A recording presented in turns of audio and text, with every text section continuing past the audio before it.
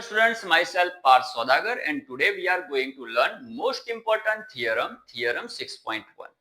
Students इस theorem को आप थेल्स थियरम के नाम से भी पहचानते हो और साथ ही साथ इसको आप लोग बोलते हो बीपीटी मतलब बेसिक प्रोपोर्शनलिटी थियरम। बोर्ड की एग्जाम के लिए इसका जो मतलब कि ये बहुत ही इंपॉर्टेंट थियरम है और इसके आने के चांसेस सबसे ज्यादा रहते हैं। किस तरीके से हमें बोर्ड में लिखना चाहिए जिससे हमारे पूरे मार्क इस थियरम में आए, इसके बारे में चर्चा मैंने इस वीडियो में इस लेक्चर में करी है। तो जानते हैं इस थियरम को हमें कैसे लिखना है। सबसे पहले हम जानेंगे कि भाई ये थियरम हमें क्या कहता है, मतलब इसका सेंटेंस क्या है। बहुत ही आसान सा थियरम है स्टूडेंट्स, बहुत ही आसान है। किस तरीके से लिखना है एक बार अच्छे से देख लेना। इस तरीके से अगर आप लिखोगे तो आपके 101% पूरे मार्क आएंगे। ओके, तो स्टार्ट करते हैं। सबसे पहले इसका सेंटेंस क्या बोलता है देखो। If a line are drawn parallel to one side of a triangle to intersect the other two sides in distinct point, the other two sides are divided in the same ratio. इसका मतलब क्या है? इसका मतलब यह है कि ये थियरम हमें ये समझाने की कोशिश करता है कि अगर किसी ट्रायंगल की एक साइड के पैरेलल एक लाइन ड्रॉ कर दी जाए, ऐसी लाइन जो बाकी दो लाइन को अलग अलग पॉइंट पर इंटरसेक्ट करती हो, तो ये लाइन बाकी जो दो लाइन है उसको सेम रेशियो में बांट देती है। मतलब ये लाइन, ये जो दो साइड है ना, उसको सेम रेशियो में डिवाइड कर देती है। ऐसा थियरम हमें समझाता है और अब हमें इसको प्रूफ करना है। कैसे करना है? सबसे पहले हम क्या लिखते हैं, गिवन, और साथ ही साथ क्या लिखते हैं, टू प्रूव। गिवन में हम क्या लिखते हैं स्टूडेंट्स, मैं हर बार आपको बताता हूं कि गिवन में क्या लिखा जाता है, फिगर। फिगर में जो आपको दिखता है वही आपको एक्सप्लेन करना है गिवन में। तो देखो भाई, फिगर में आपको क्या दिख रहा है? फिगर में आपको एक ट्राइंगल दिख रहा है, दूसरा एक लाइन है जो आपको इंटरसेक्ट करती हुई जा रही है। तो बस यही आपको लिखना है। देखो क्या लिखेंगे, there is a triangle ABC and DE is parallel to BC and intersect AB at D and AC at E। जो आपको दिखता है वही मैंने एक्सप्लेन किया ना कि भाई एबीसी करके एक ट्राइंगल है, एक लाइन है जो बीसी के पैरेलल जा रही है, कौन, डीई, और ये डीई एबी को डी पर और एसी को ई पर इंटरसेक्ट करती है। बहुत आसान सी लैंग्वेज में लिखना है। उसके बाद अब हम लिखेंगे टू प्रूव। हमें प्रूव क्या करना है? हमने थोड़ी देर पहले ही बोला कि ये थियरम क्या बोलता है, अगर ऐसी लाइन पास हो रही है तो ये लाइन बाकी जो दो लाइन है उसको सेम रेशियो में डिवाइड करेगी। मतलब AD divide DB, sorry, AD और डीबी का रेशियो एंड एई और इसी का रेशियो सेम होना चाहिए, क्योंकि थियरम बोलता है कि ये लाइन बाकी दो साइड को सेम रेशियो में डिवाइड करती है। मतलब हमें क्या प्रूफ करना है, AD upon DB is equal to AE upon EC, जिसको लिख लो। अब इतना हो जाने के बाद हमें इसको प्रूफ करना है। सबसे पहले प्रूफ करने के लिए हमें क्या करना है, डी को सी से जोड़ना है, बी को ई से जोड़ना है, और साथ में लिखते भी जाओ जॉइन बीई एंड डीसी। उसके बाद हमें क्या करना है, ई से AB पर एक परपेंडिकुलर ड्रॉ करना है जिसको हम नाम देंगे EN, और साथ ही साथ D के ऊपर से AC पर एक परपेंडिकुलर ड्रॉ करना है जिसको हम नाम देंगे AC। जो किया वो लिखो, draw EN perpendicular to AB and DM perpendicular to AC। इसको DM नाम दे दो। बराबर, सबसे पहले हमें ये काम करना है। उसके बाद मोस्ट इंपॉर्टेंट, सबसे पहले आपको ट्राइंगल के एरिया का फॉर्मूला जो हम सबको पता है, एरिया बराबर 1/2 बेस इनटू हाइट, वो आपको लिख लेना है।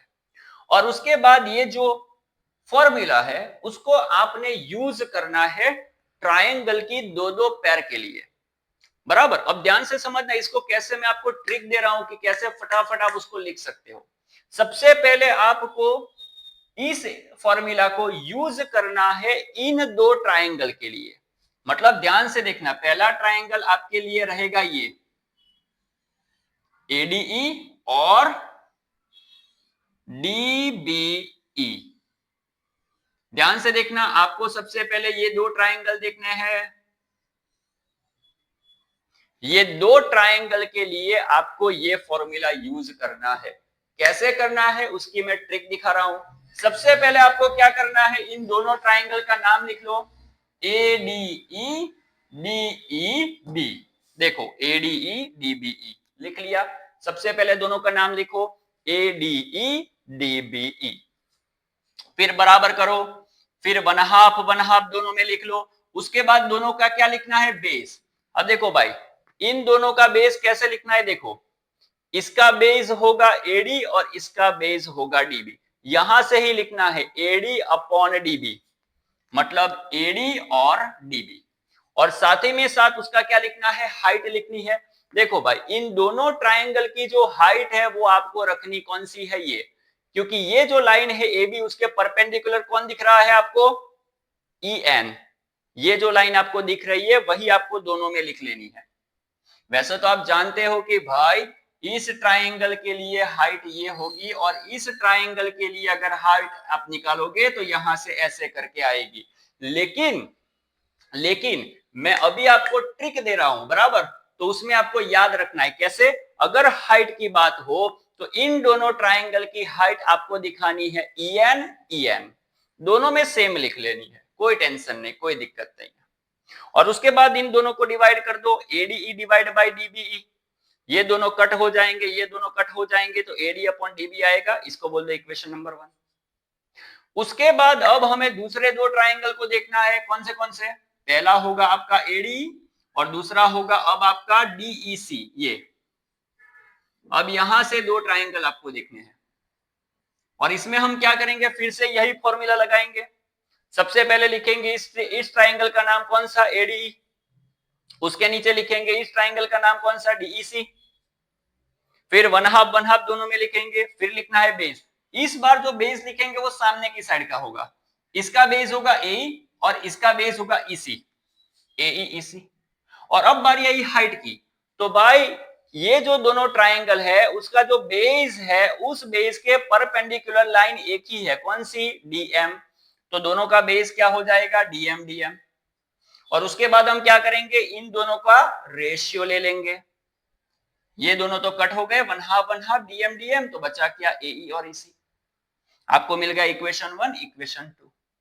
और उसके बाद आपको यहां पर सरेआम दिख रहा है कि भाई ये जो दो ट्राइंगल है ना, डीईसी और डीसीई, ये जो दो ट्राइंगल है ना उसका बेस सेम है, डीई।